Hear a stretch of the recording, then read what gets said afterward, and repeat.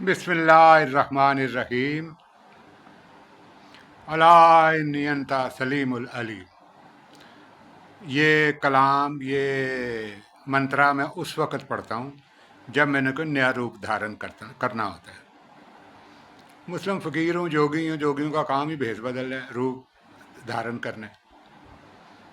तो चंद दिन पहले मैंने एक वीडियो की थी, उसमें मैंने कहा था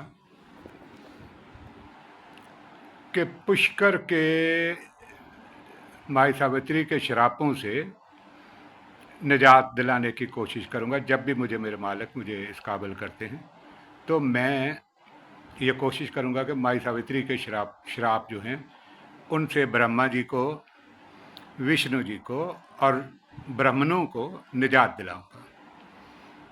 लेकिन अल्लाह पाक ने वो मेरी सुन ली, मेरे मालिक ने, मेरे परमात्मा ने मेरी सुन ली।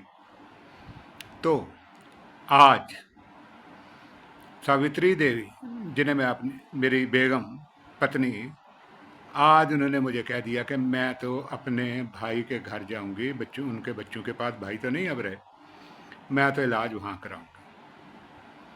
तुम यहाँ रहो, रोटी तुम्हें खाना जो है वो पड़ोसन खिला दिया करेगी, या अपने घर वालों को बुला लो और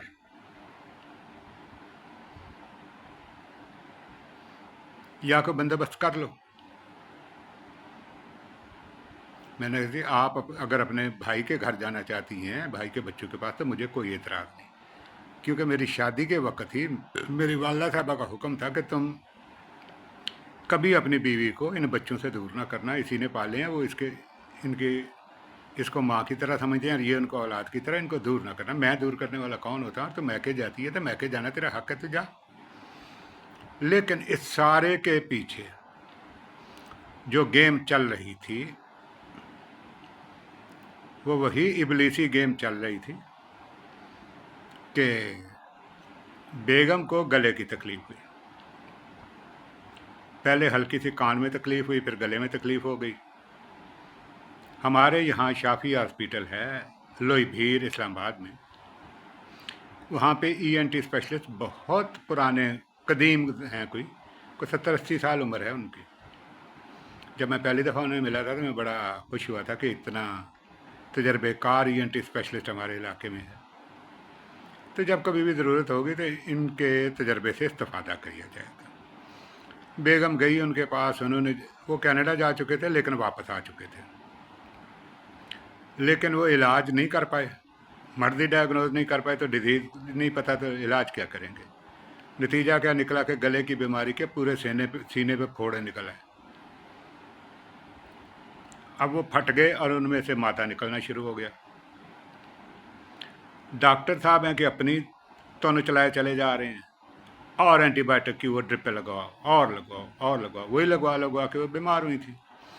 और ये शाफी वालों के कारनामे बड़े अधीम हैं। मुझे जब फालिज हुआ, आज मेरा 8वां साल है फालिज में, फालिज हुआ तो करीब तरीन हॉस्पिटल यही था।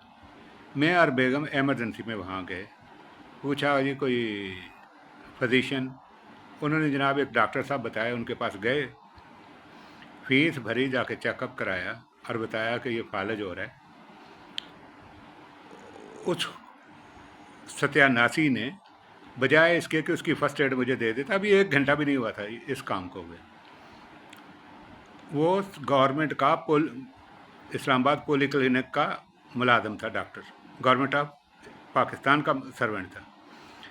और हर एमरजेंसी के वार्ड बॉय तक को पता है कि अगर किसी को स्ट्रोक हो जाए या फालिज का अटैक हो रहा है तो क्या उसको इंजेक्शन देना है, लेकिन नहीं उसने दिया। भैया अगर तुम लगाते तो पैसे तो मैंने अपने पल्ले से ही देने थे, नहीं, वो अपने चक्कर में पड़ गया कि इसका फालिज पक्का करो, अनटिल के जब ये लाइलाज हो जाए तो मैं इसे अपने प्रोफेसर के पास लेके जाऊंगा, तो वहाँ पे कुछ कमीशन खाऊंगा, इससे कुछ खाऊंगा, कुछ प्रोफेसर से कमीशन खाऊंगा। नतीजा वो टाइम जो था फर्स्ट एड का गुजर गया। आज 8वां साल है, मैं बिस्तर पे पड़ा हूँ। आज बीवी मेरी ने चले जाना था या चली जाएगी अभी थोड़ी देर में। नतीजा क्या हुआ? घर मेरा उजड़ा। जो मैंने सीनियर जर्नलिस्ट हूँ, पब्लिशर हूँ, चीफ एडिटर हूँ अपने अखबार का। मैंने अपनी जायज़ हक हलाल की सपोर्ट गवर्नमेंट से मांगी कि मेरे साथ ये ट्रेजेडी हो गई है, किराए का घर है, साथ बीवी है, मैं क्या करूँ। उन्होंने जनाब मुझे पहली दफ़ा इमरान खान का दौर था तो मुझे 5 लाख रुपए दे दिए। अब इस ज़माने में किसी भी पोश इलाके में एक सफ़ेद पोश इंसान 1 लाख रुपए महीने में गुजारा नहीं कर सकता, जबकि घर का किराया भी देना है, यूटिलिटी बिल्स भी देने हैं। करनी मालिक की ज़ात पाक की हुकूमत तब्दील हो गई, रजीम चेंज हो गया, दोबारा केस बनवा के भेजा गया। तो जनाब वहाँ जो हमारे नौकर साहब बैठे थे, सर्वेंट नौकर, सिविल सर्वेंट, एक इनमें से 3 तो लाजिम है उस मीटिंग के। एक सेक्रेटरी इंफॉर्मेशन, दूसरा प्रिंसिपल इंफॉर्मेशन अफसर, तीसरा DGIP।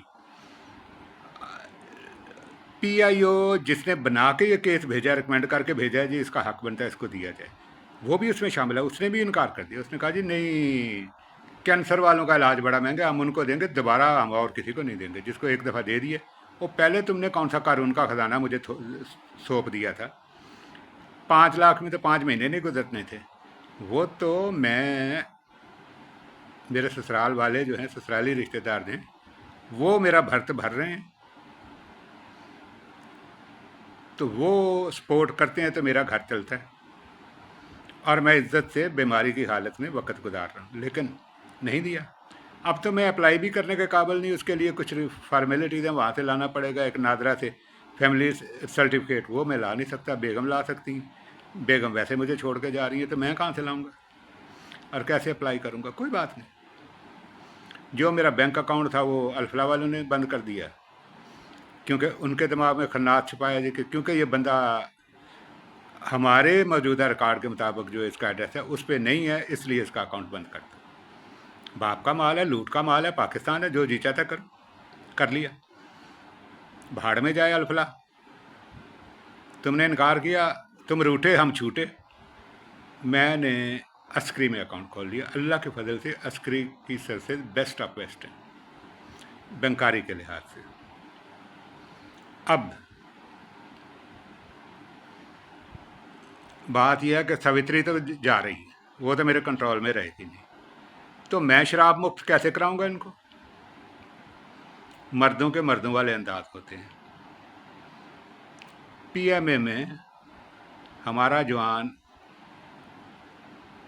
कर्नल शेर अली ट्रेनिंग के दौरान ये नियत करता है कि मैंने शहादत लेनी है।